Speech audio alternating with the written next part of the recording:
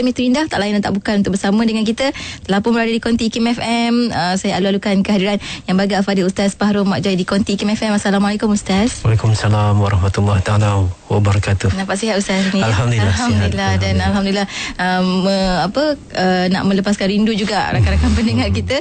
Anda boleh saksikan secara terus juga di Facebook IKIM FM untuk melihat Ustaz secara dekat, dan juga kita insyaAllah akan alu-alukan juga soalan daripada sahabat-sahabat pendengar menerusi talian kita di 03-6205-1500 di Facebook IKIM FM, dan juga di WhatsApp kami di 0112900404. Baik Ustaz, hari ini dah lama tak dengar Ustaz. Ada satu tajuk yang sangat menarik untuk sama-sama kita kupaskan yang telah dipilih oleh yang bagi Ustaz sendiri. Tajuknya yang rendah diri akan diangkat tinggi. Masya Allah. Mungkin sebagai kupasan yang nak dikongsikan dengan rakan pendengar, saya silakan Ustaz. Assalamualaikum warahmatullahi taala wabarakatuh. Alhamdulillah wa syukrulillah wassalatu wassalamu ala rasulillah wa ala alihi wa sahbihi wa man wala. Rabbi shrah li sadri wa yassir amri wa hlul 'uqdatam min lisani yafqahu qawli.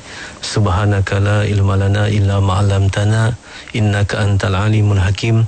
La haula wala quwwata illa billahil aliyil azim. Yang saya hormati lagi saya muliakan Puan Nurhayati, seterusnya yang diraikan, yang didoakan, ya, para pendengar dan para penonton radio dan TV IKIM. Alhamdulillah, syukur kita kepada Allah Subhanahu Wa Taala, kerana pada saat ini, pada detik ini, Allah Subhanahu Wa Taala telah memilih kita untuk dilembutkan hatinya. Maka dengan kelembutan hati itulah dapat kita berada di majlis ilmu ini. Subhanallah, kekuatan hati kita terletak pada kelembutannya. Kekuatan hati kita terletak pada kelembutannya untuk menerima peringatan dan juga nasihat.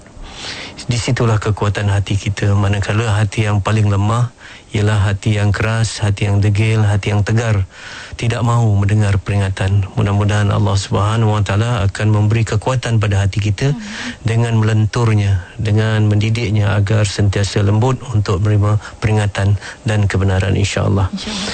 Dalam usaha kita mendekatkan diri kita kepada Allah, ya, jangan kita hanya fokus atau tertumpu kepada menambah amalan semata-mata. Jangan kita fokus apabila kita nak dekat dengan Allah, kita hanya fokus bagaimana nak menambah amalan. Tetapi perlu kita fikirkan, perlu kita fokuskan juga apa yang merosakkan amalan kita. Bukan kita hanya melihat apa faktor-faktor yang boleh membina, tetapi kita lihat juga apa faktor-faktor yang boleh meruntuhkan.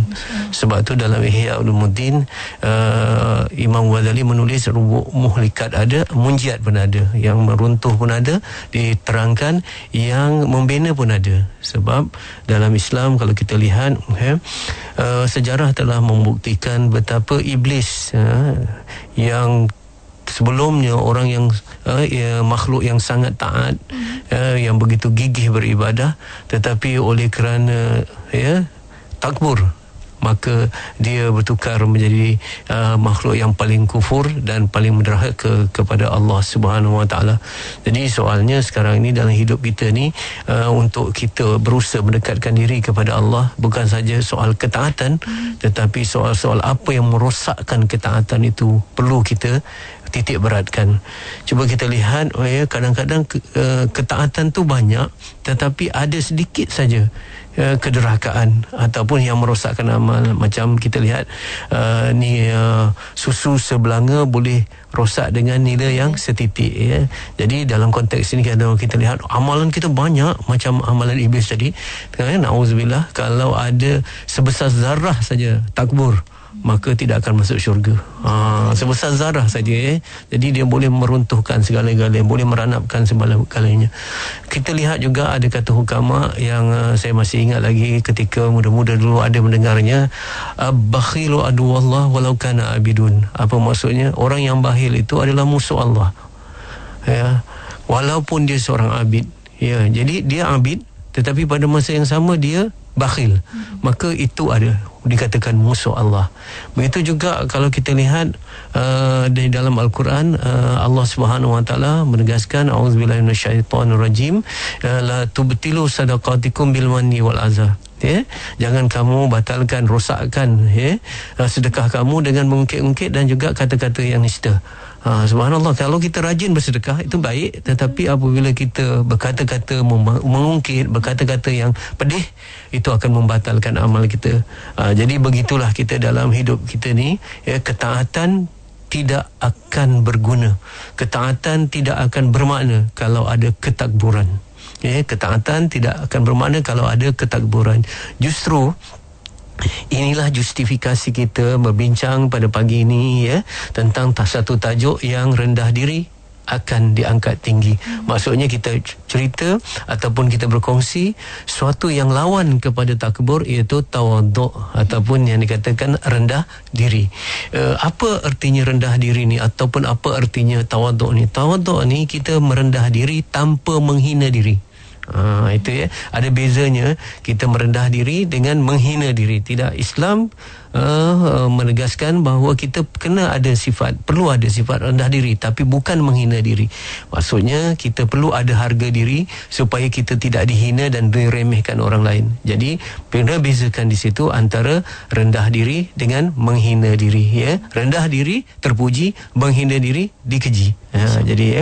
Jadi kita lihat dalam bulan Rejab yang lalu, sekarang dah bulan Syaban ya, dalam bulan Rejab kita masih lagi membincangkan Isra' Mi'raj yang selalunya sampai sekarang ni pun ada di masjid-masjid, di surau-surau ataupun di premis-premis organisasi-organisasi pun membincangkan tentang Isra' Mi'raj. Isra' Mi'raj ni yang pertama dan utama adalah kita lihat Rasulullah sallallahu alaihi wasallam telah diangkat tinggi jasadnya dan darjatnya.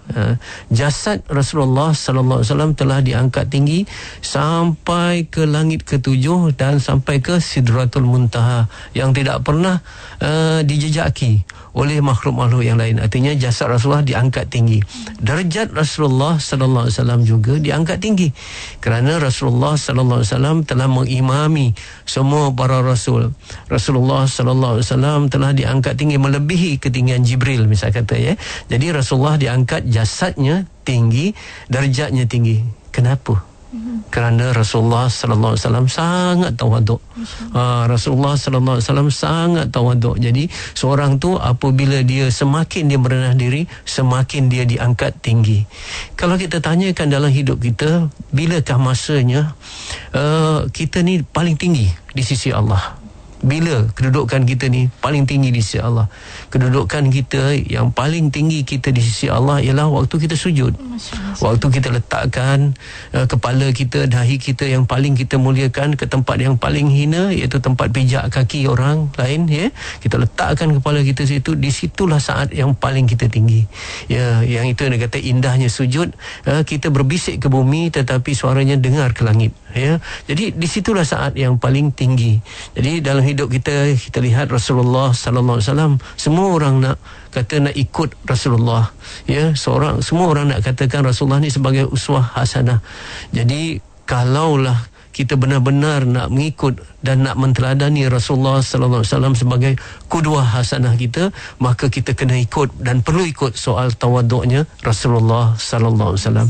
Kalau kita lihat Rasulullah sallallahu alaihi wasallam dalam musafir, pernah dalam satu ketika bermusafir, Rasulullah SAW nak dengan sahabat-sahabat nak memasak kambing ya. Jadi adalah dibagi-bagikan tugas. Orang ini menyembelihnya, kata Rasulullah, orang ini mengulitinya, orang ini memasaknya dan sebagainya. Akhirnya Rasulullah kata apa? Biarlah aku yang mencari kayu apinya. Jadi Rasulullah SAW sendiri tidak rasa sesuatu yang hina, tidak satu rasa yang rendah. Baginda sendiri ya mencari kayu api dalam proses ataupun dalam kerjasama untuk memasak kambing itu. Cuba kita lihat Rasulullah sallallahu alaihi wasallam ketika ada datang utusan daripada Raja Najasyi. Raja Najasyi ni raja yang telah beriman ya. Datang utusannya kepada menghadap Rasulullah, datang untuk bertemu Rasulullah. Rasulullah sallallahu alaihi wasallam sendiri turun untuk melayani utusan-utusan itu. Padahal itu bukan raja, hanya utusan saja, ya.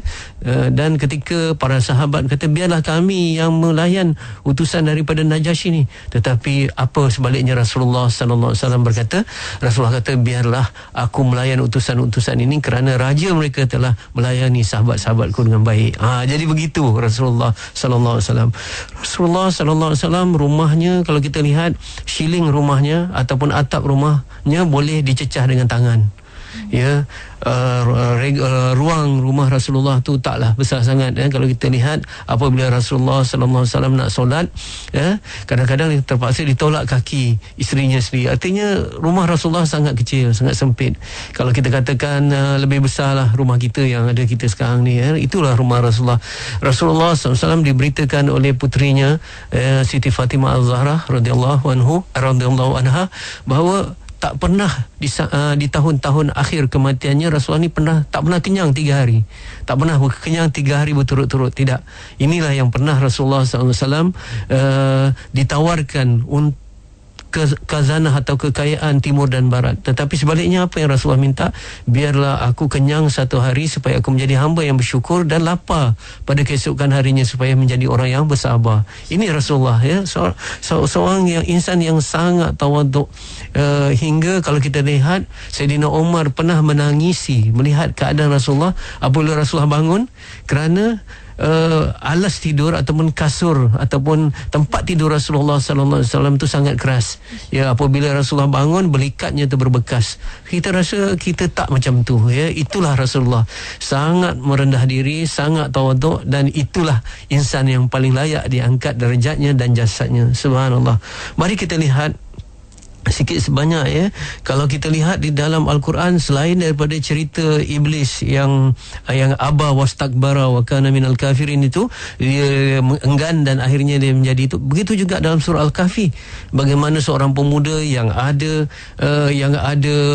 kebun, ya, kebun anggurnya, begitu kurmanya, yang tu dia berbangga dan sebagainya. Apabila hilang tawaduknya, maka Allah cabut balik, ya, harta-hartanya di dunia lagi sebelum di akhirat. Jadi kita penting kita menjadi orang yang rendah diri ini, insya-Allah. Baik, apa tanda-tanda orang yang rendah diri ni? Tanda-tanda ini, minta maaf sekali lagi, bukan kita nak suluh orang lain, tetapi kita nak suluh diri kita semualah, ya, sama-sama. Yang pertama, orang yang tawaduk ni, dia tunduk kepada syariat Allah.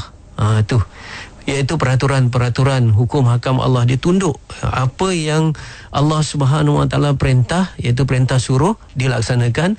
Apa yang Allah perintah larang, yang larang itu dia tinggalkan. Ini tanda orang tawaduk. Jadi orang tawaduk tu bukan kita tengok orang tu pakaiannya begitu tutur katanya lembut tapi tak solat. Itu bukan tawaduk, dan sebagainya. Mungkin kalau kita lihat dalam satu tamsilan yang mudah kita fahami begini, Puan Nurhayati dan juga sahabat-sahabat yang dikasihi sekalian, ya. Katalah seorang tu dia seorang pekerja yang baik, tawaduk dia dengan rakan sekerja yang orang kata setaraf dengannya dia baik, dengan orang bawahannya pun dia baik, dengan bosnya dia baik. Begitu juga dia di atas jalan raya dia memberi laluan kepada orang, sopan santun, menghormati orang, sangat tawaduk. Tetapi kita tahu dia menengking-nengking cakap dengan ibunya sendiri. Kita nak kata dia baik ke?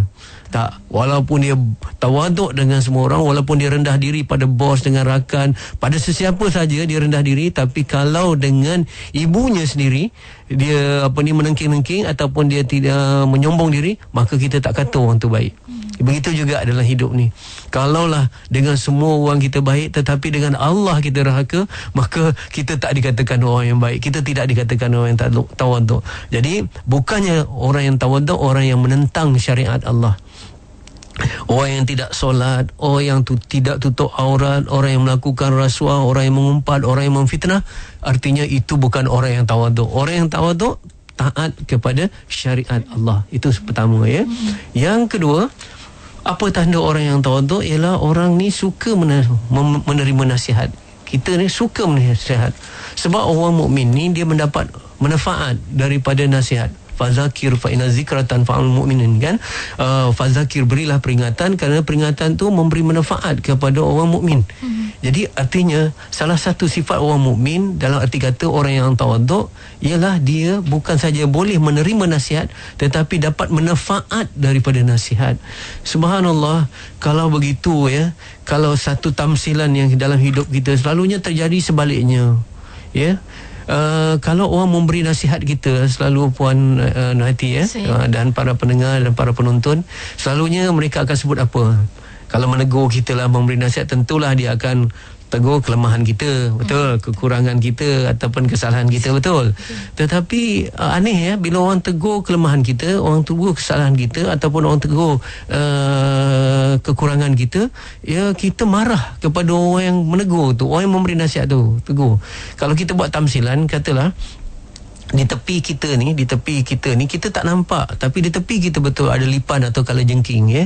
Jadi orang mengingatkan, tepi tu kalajengking nak sengat kamu, ya. Kita di tangan kita ambil pemukul, bukan kita pukul kalajengking tu, kita pukul orang yang memberitahu tu, ya. Jadi nampak sangat, ya, begitu sangat ironi, ya, sangat tak patut, ya.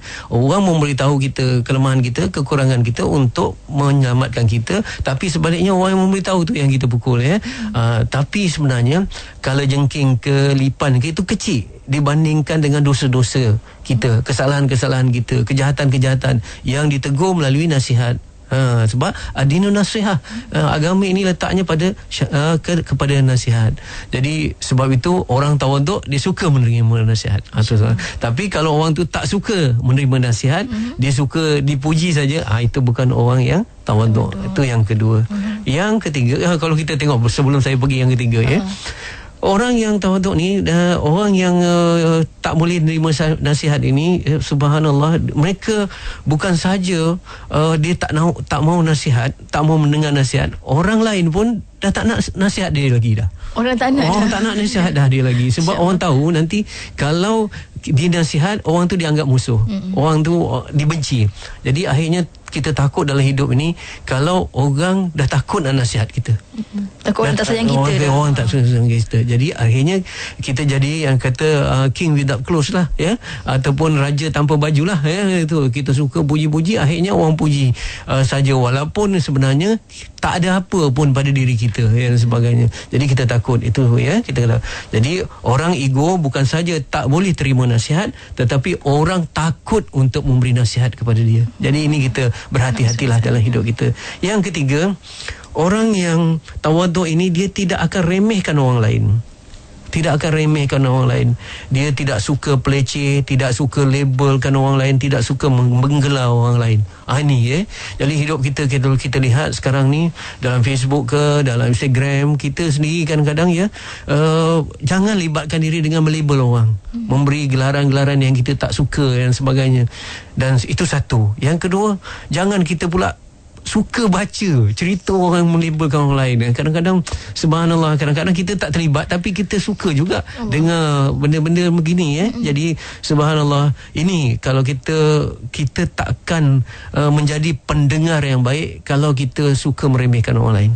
Saya takkan mendengar kata-kata daripada Yati kalau saya dah pandang Yati rendah daripada saya rendah. Apa saja yang Yati cakap saya takkan dengar. Kalau ketua yang ego, dia takkan terima teguran daripada orang bawahannya. Betul kata. Kalau suami dia tak mau tegur, dia tak mau terima teguran daripada isterinya dan sebagainya. Kenapa? Dia meremehkan. Bila kita dah meremehkan orang lain, kita sudah tak ada jadi pendengar yang baik. Bila kita tidak menjadi pendengar yang baik, artinya tercabutlah kasih sayang dalam diri kita. Kerana the first duty of love is to hear. Tugas cinta yang pertama ialah menjadi pendengar yang baik. Jadi bila kita tak jadi pendengar, artinya kita bukan seorang yang kasih, seorang yang menyayangi orang lain, ya. Dan ini menunjukkan bahawa orang tawaduk tak boleh jadi kekasih yang baik. Ya, orang yang tak tawaduk tidak boleh menjadi kekasih ataupun guru atau yang penyayang ataupun pemimpin yang mengasihi anak buahnya dan sebagainya. Sebab itu ada satu penyakit yang lebih bahaya daripada AIDS, daripada mana-mana penyakit di dunia ini. Penyakit ni telah lama. Daripada dulu lagi dah ada penyakit ni. Penyakit ni namanya ana khairu minhu, aku lebih baik daripada kamu. Inilah penyakitnya, sebenarnya. Dan penyakit ini selalu menimpa orang yang nak jadi baik. Mula-mula kita berusaha nak jadi baik, kita ada dorongan dalam hati kita nak jadi baik, tetapi berakhir bukan kita jadi baik, kita rasa diri kita baik. Kita rasa diri baik, kita baik. Jadi itulah tipu daya syaitan, Mula-mula kita sedang berusaha untuk jadi baik, tetapi bukan berakhir dengan kita jadi baik, tetapi kita merasa diri kita baik. Jadi inilah penyakit orang tidak tawaduk. Jadi orang yang tawaduk tidak meremehkan orang lain. Ini tanda dia, Kemudian yang keempat, orang tawaduk ini dia tidak akan cepat menghukum. Dia tidak akan cepat menghukum. Orang tawaduk ialah orang yang mempunyai kasih sayang. Saya dah katakan berulang kali untuk diri saya, ingatkan pada diri dan juga para pendengar, orang yang cepat menghukum tidak akan sempat memberi kasih sayang, Jadi itu yang kita kata, kalau orang yang tawaduk ni kenapa dia tidak cepat menghukum, dia tabayun dulu, dia boleh bagi right to be heard. Apa orang tu nak cakap, dia tawaduk kan.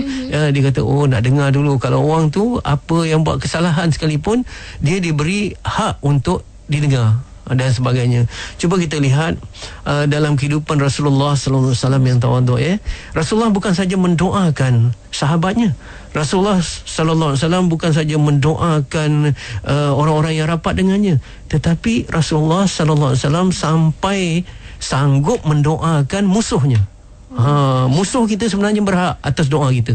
Kalau kita benar-benar memperjuangkan Islam, saya ingin tegaskan bahawa musuh berhak untuk mendapat doa daripada kita, kerana Rasulullah sallallahu alaihi wasallam pernah mendoakan dua orang, dua Umar ini untuk masuk ke dalam Islam. Jadi artinya kenapa Rasulullah sallallahu alaihi wasallam tidak melabel? Kenapa Rasulullah tidak menghukum? Kerana Rasulullah tawaduk, dan orang tawaduk sempat berdoa untuk musuhnya, bukan menghukum musuh-musuhnya. Sebab itu kadang-kadang kita dalam media sosial sekarang ni, IT ni sebagainya, subhanallah, kadang-kadang kenapa kita boleh share dengan cepat kalau ada suatu perkara yang orang dah label dia, kemudian kita share kan. Sebenarnya kita turut juga menghukum orang tu. Subhanallah. Jadi inilah yang kata dunia persepsi. Ingat satu perkara yang paling penting, ingat, lebih baik salah tidak menghukum daripada tersalah hukum.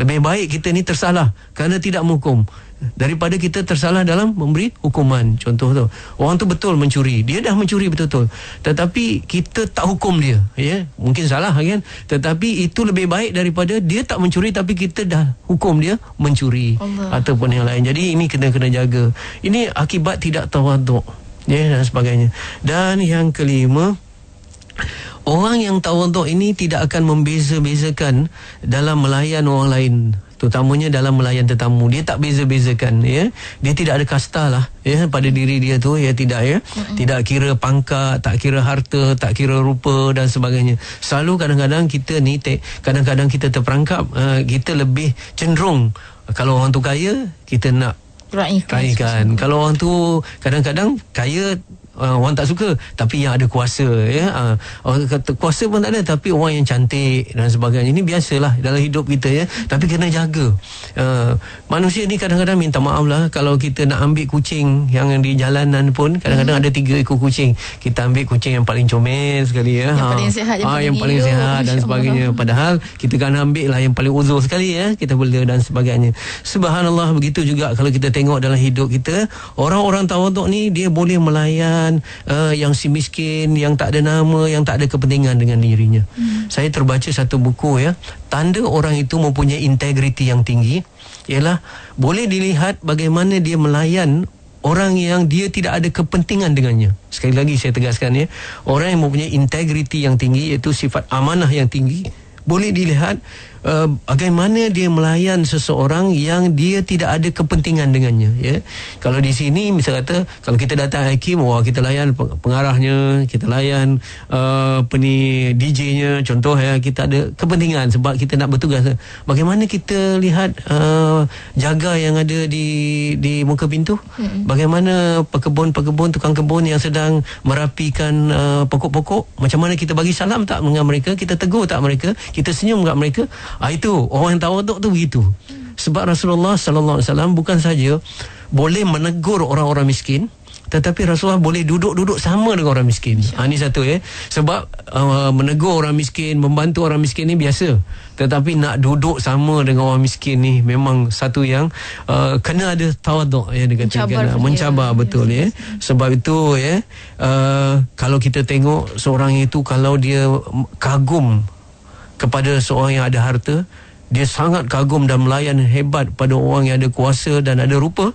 Sebenarnya kalau itu orang punya pun dia kagum, kalau dia sendirilah yang ada kuasa, bagaimana? Kalau dia sendirilah yang ada rupa, bagaimana? Kalau dia sendiri yang ada harta, bagaimana? Lebih-lebih lagi dia ego, betul? Kalau dengan orang lain pun dia dah begitu, apalagi dia memiliki perkara-perkara itu. Jadi ini sebagai satu ini. Dan yang sebelum kita berbincang, banyak lagi ni, tetapi kita nak bagi laluan orang yang tawaduk tidak cepat marah dan tidak cepat melenting. Ini salah satu tanda Kenapa kita marah? Kerana kita berhak untuk menengking, ada berhak untuk kita meninggikan suara. Kerana orang marah, dia iringan kepada ego. Bila ego, dia boleh jadi pemarah. Sebab itu sifat-sifat mazmumah kita ni dia ada special dia ada khusus dia. Selalunya ego selalunya marah berlaku kepada orang yang atas ke bawah. Orang yang atas ke bawah, maksudnya orang yang ada superior kepada subordinate dia. Suami pada isteri, selalunya begitulah, selalunya yang pemimpin kepada orang bawahnya. Dia boleh marah sebab dia ada kuasa, dia marah. Tetapi kalau hasad dengki berlaku kepada orang yang sebaya, betul? Sama-sama. Penulis sama penulis, DJ sama DJ, guru sama guru, ulama sama ulama. Dia sebaya. Dia orang kata horizontal. Tapi kalau marah ni dia ke bawah. Dia ke bawah, dari atas ke bawah. Kalau merajuk pula dari bawah ke atas. Gitu Jadi saya nak tampilkan dua-dua, dah terlanjur saya cakap dengan merajuk ni tanda orang tu tidak tawaduk tidak tawaduk, ataupun tanda orang tu tawaduk ialah tidak cepat marah dan tidak mudah merajuk. Masya-Allah. Itu Jadi kalau orang tu mudah, dia sikit-sikit marah, saya tak bertempat dan sebagainya, itu menunjukkan orang itu tidak tawaduk. Dan kalaulah sikit-sikit merajuk, orang kata merajuk ni tanda sayang. Boleh kalau sikit. Kalau dah banyak sangat merajuk, bukan tanda sayang, tanda ego. Itu rasa yang perlu dihargai, perlu dihormati dan sebagainya. Suatu yang menyeksa jiwa kita dalam hidup ni ialah jangkaan kita, bagaimana kita harus dilayan. Orang ni mesti layan aku macam ni, orang ni mesti kata aku macam ni, orang ni mesti respon aku macam ni. Jadi apabila kita menyangka sesuatu jangkaan yang tinggi, tiba-tiba kita tidak dapat jangkaan itu menyiksa jiwa kita. Itu yang menyebabkan kita marah ataupun kita merajuk. Kecil hati katanya Ustaz, masya-Allah. Dan kita tak cakap tentang kecil hati, kita cakap tentang rendah diri Ustaz. Dan alhamdulillah itu satu perincian-perinciannya telah Ustaz berikan 7 semua sekali lebih kurang untuk sama-sama kita lihat kembali kat mana kita, adakah ciri-ciri tersebut dalam diri kita untuk sama-sama kita perbetulkan mana yang mungkin, insya-Allah. Tapi ni kita nak raikan juga rakan-rakan pendengar di talian di 03 6205 1500 03 6205 1500 untuk anda bercakap terus bersama dengan yang bagi Ustaz, dan juga di WhatsApp kami di 0112900404 dan juga tak ketinggalan di Facebook IKIM FM. Kita akan berhenti rehat seketika, tapi sebelum itu Ustaz, ada sahabat kita bertanya, Rahana kata nak pencerahan daripada Ustaz, beza antara rendah diri dengan rendah hati, tawaduk dan juga zuhud, apa agaknya Ustaz? Tapi jawapan itu selepas kita berhenti rehat. Bagi anda jangan ke mana-mana, teruskan bersama kami di IKIM FM, pilihan utama anda. IKIM FM, untuk Islam itu indahnya hidup kita. Sebab apa? Bila kita rendah diri pun akan diangkat tinggi. Masya-Allah, itu tajuk untuk Islam itu indah minggu ini bersama dengan yang bagi Ustaz Fahrul Majai di Konti IKIM FM. Yang rendah diri akan diangkat tinggi, ataupun tawaduk, sifat tawaduk itu sendiri Ustaz Alhamdulillah. Dan kita nak sambung sikit, tapi sebelum tu kita nak ikan tadi antara soalan rakan kita Rahana di WhatsApp kami tentang tawaduk, beza tawaduk dan juga zuhud, dan juga bagaimana kata rendah diri, nak kita bandingkan pula, nak dibezakan dengan apa tadi, rendah hati. Rendah diri dengan rendah hati. Sebenarnya rendah diri dan rendah hati ni samalah. Sebab diri kita ialah hati kita. Sebab hati kita lah yang mengawal diri kita. Sebab itu kalau kata rendah diri ni bukan pada tangan, bukan pada kaki, tapi pada hati kita. Jadi rendah diri dan juga rendah hati ni memang ciri orang yang tawaduk. Dan tawaduknya bahasa Arab. Bahasa kita ialah rendah diri atau rendah hati. Tapi yang tak boleh ialah hina diri dan hina hati kita. Tak boleh hina diri kita, ya. Sebab kita ni insan yang diberi kelebihan oleh Allah Subhanahu Wa Taala. Dalam bahasa Inggerisnya, kita ni mesti ada self esteem, mesti ada harga diri. Harga diri itulah bagaimana kita melihat dan menilai diri kita sendiri tentang apa, tentang hak kita ataupun tentang kelebihan kita untuk berjaya dalam hidup. Itu yang dikata self esteem, harga diri. Jadi rupa-rupanya dalam soal ini ialah pandangan diri kita terhadap diri kita sendiri ni penting. Tetapi selalunya orang gagal dalam hidup kerana dia lebih mementingkan pandangan orang lain terhadap dirinya. Jadi orang yang ada harga diri, ialah orang yang memandang diri dia mampu untuk berjaya di dunia dan akhirat kerana Allah memberi semua kelebihan-kelebihan padanya. Allah tidak zalim. Mencipta manusia bukan untuk gagal, tapi setiap manusia ada potensi untuk berjaya. Ini orang yang ada harga diri yang tinggi. Yang ini yang dikata orang yang apa tadi? Rendah diri atau rendah hati. Tetapi orang yang hina diri sebaliknya. Ini orang yang ada inferiority complex selalu, ya. Orang yang ada rasa macam kekurangan, yang dia orang yang tak selesa dengan diri dia sendiri, ya. Orang yang sentiasa melihat kekurangannya, sentiasa melihat kelemahannya dan sebagainya. Ialah bukan untuk diperbaiki, bukan untuk ini, tetapi untuk dia terhina dengan itu. Jadi akhirnya dia merelakan diri dia dihina orang, diremeh-temehkan. Jangan. Itu yang kata wala tahinu wala tahzanu dalam Quran. Kamu jangan rasa hina, jangan kamu rasa takut, kerana kamu adalah umat yang tinggi sekiranya kamu beriman. Jadi orang yang beriman ialah orang yang bertawaduk dan orang yang dia kata yang tadi rendah diri dan rendah hati. Baik. Manakala yang dikatakan zuhud pula. Okey, zuhud ni mungkin kita akan angkat menjadi satu perbincangan nanti, ya. Kebanyakan orang merasakan zuhud ini tak ada harta. Pakaiannya compang-camping dan sebagainya. Saya teringat lagi hadis yang mengatakan bahawa tidak akan masuk syurga seorang yang mempunyai sifat takabur walaupun sebesar zarah, ya. Kemudian para sahabat bertanya, selepas mendengar sabda Rasulullah tu, para sahabat bertanya, mafhumnya lebih kurang, ada seorang tu dia suka berpakaian yang indah, dia begini ini macam dia berpakaian cantik lah, pakaian indah. Rasulullah ikuti dengan apa? Allah tu indah dan suka pada keindahan. Artinya zuhud itu bukan compang-camping. Zuhud itu bukan tak ada dunia. Zuhud itu bukan tak ada harta. Tetapi zuhud itu ialah soal yang dikatakan sifat dalam hati kita. Katakanlah kita mempunyai harta, tetapi harta tu kita tidak cinta pada harta itu. Harta tu kita anggap amanah. Maka waktu itu kita zuhud walaupun kita punya harta. Tetapi sebaliknya kita miskin, kita nak sangat harta, cinta sangat harta, tapi Allah tak bagi harta kat kita. Kita orang miskin, tapi bukan miskin yang zuhud, ya. Sebab kita cinta harta, tapi harta tak ada. Jadi itu dia kata. Sebab itu kalau kita lihat, kita kena membetulkan persepsi ini, ya. Kalau kita lihat dalam sejarah, kata, siapa dia sahabat-sahabat yang zuhud? Orang selalu kata sahabat yang zuhud ialah Sayyidina Ali karamallahu wajhahu radhiyallahu anhu. Siapa lagi sahabat yang zuhud? Abu Zar Al-Ghifari, selalu kata kita radhiyallahu anhu, ya. Kalau Sa'ad bin Abi Waqqas, kalau Uthman bin Affan, kalau Abdurrahman bin Auf radhiyallahu anhum, semua ni, ya. Ini kaya-kaya semua. Ini tak, mereka pun zuhud juga, ya. Zuhud Abdurrahman bin Auf ialah zuhud cara orang kaya. Sayyidina Ali zuhud cara orang miskin. Dua-duanya tidak ada dunia dalam hati mereka. Ya, dan cuma yang satunya tak ada dunia di hati mereka, tetapi ada dunia di tangan. Tetapi yang satu lagi diuji para sahabat, tak ada dunia di hati dan tak ada juga dunia di tangan. Itu, ya. Jadi tapi masih dapat mentitle zuhud. Zuhud itu, ya. Zuhud itu tidak terikat hati kita dengan kebendaan atau dengan dunia. Dunia itu apa? Dunia itu suatu yang kata Imam Ghazali tidak menjadi kepada akhirat, tidak membawa kepada akhirat. Ya, contoh, kalau kereta kita bawa ke masjid, itu jadi akhirat.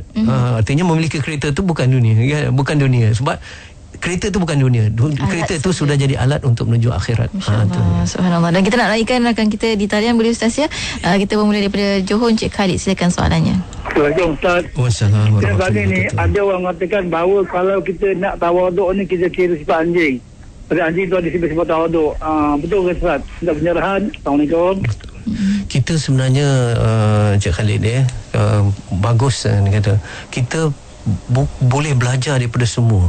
Sebab tu saya katakan dalam satu tulisan dalam buku saya Nota Hati Seorang Lelaki, kita bukan saja belajar daripada orang yang baik dan orang yang berilmu, kita boleh belajar juga daripada orang yang jahat dan orang yang dungu. Kenapa? Sebab Luqmanul Hakim, dia kata Luqmanul Hakim, Al-Hakim ni orang yang mempunyai hikmah, wisdom yang tinggi, betul. Dia mula-mula maklumat ditukar jadi ilmu dicernakan lagi menjadi wisdom ataupun hikmah, iaitu yang tertinggi. Jadi bila ditanya kepada Luqmanul Hakim bagaimana dia belajar tentang hikmah, dengar aku belajar hikmah ni daripada orang yang bodoh. Masya-Allah. Kenapa? Apabila orang bodoh tu dia buat suatu perkara, dia bercakap suatu perkara, aku jadikan dia sempadan untuk aku tidak melakukan benda yang serupa. Maksudnya dia belajar daripada orang bodoh ni sempadan. Bukan teladan, sempadan. Agar dia tak cakap benda yang sama, dia tak berbuat perkara yang sama. Satu ketika juga saya terdengar seorang ulama kata kita kena belajar daripada syaitan. Syaitan confirm jahat. Jadi dia kata belajar daripada syaitan. Kemudian dilanjutkan tentang kreativiti, kegigihan dan inovasi dia dalam menyesatkan manusia. Jadi kalaulah syaitan itu gigih, kreatif, inovatif dalam menyesatkan manusia, kita ambil kreativiti dan inovasi dia, kegigihan dia untuk menunjukkan manusia kepada kebenaran. Tapi kegigihan tu kita kena ambil daripada syaitan tu, kena belajar. Yang tak puas asa tu Ustaz. Jadi kalau dengan syaitan pun kita boleh belajar tentang kegigihannya, tentang inovasinya, apatah lagi dengan anjing. Anjing tu perkara yang hina. Pernah Rasulullah sallallahu alaihi wasallam pernah melihat bangkai seekor binatang. Dia kata dia tengok siapa yang nak beli benda ni, tak ada. Dia kata macam mana, dia tengok apa yang kamu nilai kepada binatang yang mati, bangkai binatang ni. Kata semua busuk, orang tak. Rasulullah tengok gigi dia masih lagi contoh. Jadi orang yang bijaksana, orang yang dekat dengan Allah, bukan saja boleh melihat kebaikan, tetapi dia boleh juga melihat kebaikan ketika kebaikan itu dilindungi oleh kejahatan ataupun keburukan. Itulah. Jadi betul kita tengok anjing ni, apa yang kita nak belajar daripada anjing. Kalau kita tengok saya pertama kesetiaan. Yang kedua itu yang baiklah, kesetiaan. Tapi yang buruknya kalau Ali Sufi dia kata terkenal dia kata dunia ini bangkai, pemburunya anjing. Gitu, dunia ni bangkai, pemburunya ada anjing ni. Itu jadi kita boleh tengok, kita ni kalau memburu dunia ni yang tak jadi akhirat ni, macam anjing lah kita. Jadi kat situlah dunia dan dunia jifatun wa talibun hakilabun. Dia kata dunia jifah, dunia jifatun wa talibun hakilabun. Dunia itu umpama bangkai, pemburunya adalah anjing-anjing. Dunia yang tak jadi akhirat lah. Dunia yang lawa lah, dunia yang haram. Jadi kalau kita memburu kata rasuah ataupun kita memburu riba, kita sebenarnya anjing. Kalau dalam keadaan ini, jadi jangan jadi anjing lah, kerana dia suka pada bangkai. Begitu. Satu penghinaan. Kita belajar. Tadi satu kesetiaan dan sebagainya. Gitu. InsyaAllah. Dan kita nak raikan lagi Ustaz dari Pahang, Encik Shimid, soalannya silakan. Saya nak tanya berkenaan dengan macam mana kita ada seorang kawan yang suka marahkan kita tanpa sebab, walaupun tanpa sebab yang dia ketahui lah. Kiranya dia tak bertanya direct dengan kita, dia terus asam kita buat kesalahan tu.